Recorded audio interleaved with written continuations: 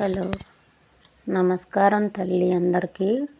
ఈరోజు అమ్మవారు మీకు ఒక వాకు చెప్పబోతుంది.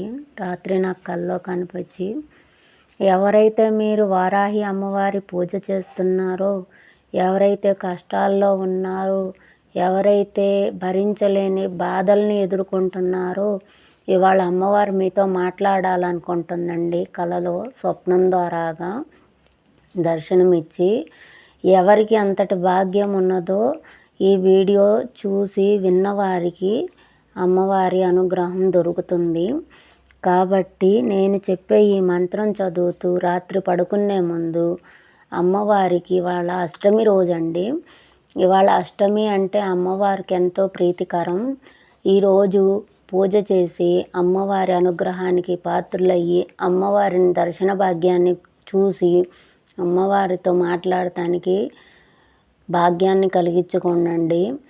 ఇన్ని రోజుల నుంచి మీరు చేసిన పూజలు నియమనిష్టలు అమ్మవారికి ఎంతో ఇష్టంగా ఈరోజు అది ఎవరికి భాగ్యం ఉన్నదో అది మీకు తెల్లవారేసరికి తెలుస్తుందండి.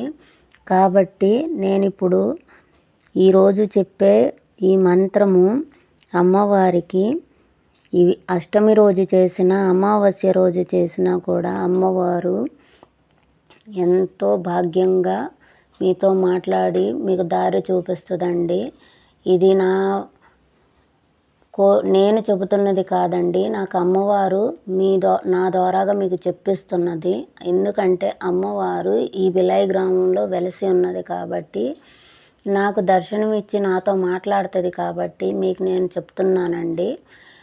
బిడ్డ, ఈ రోజుటి నుంచి నీ కష్టాలు కడతీరిపోయినాయి తల్లి అని అమ్మవారు మీకు అందిస్తున్న ఒక చిన్న మంచి మాట అండి.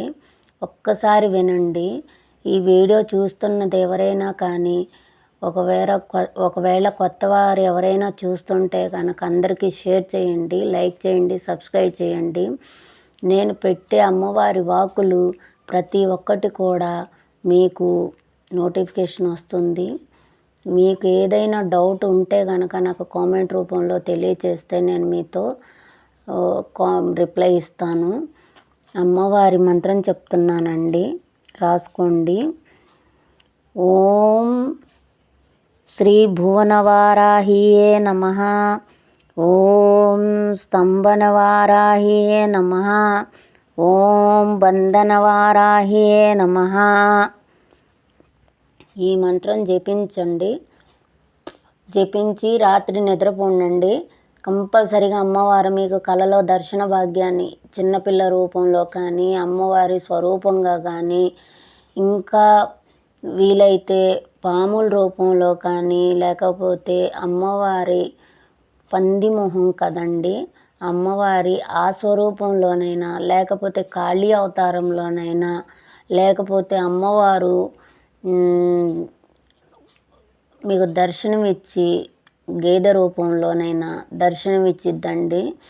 మీకు ఎలాంటి అనుభూతి కలిగిందో ఈ మంత్రం చదివి ఈరోజు పూజ చేసుకొని చిన్న పూజ అమ్మవారి దీపం స్వరూపంగా భావించి ఒక చిన్న దీపం పెట్టి అమ్మవారికి ఈ మంత్రము కనీసం 27 సార్లు చదివి మీకు దండం పెట్టుకొని పడుకోండి. కంపల్సరీగా అమ్మవారు మీతో మాట్లాడుతుంది.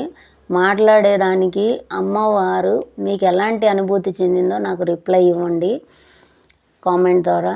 ఓం శ్రీమాత్రే నమః. ఓం శ్రీ గురుభ్యో నమః. ఓం శ్రీమాత్రే నమః.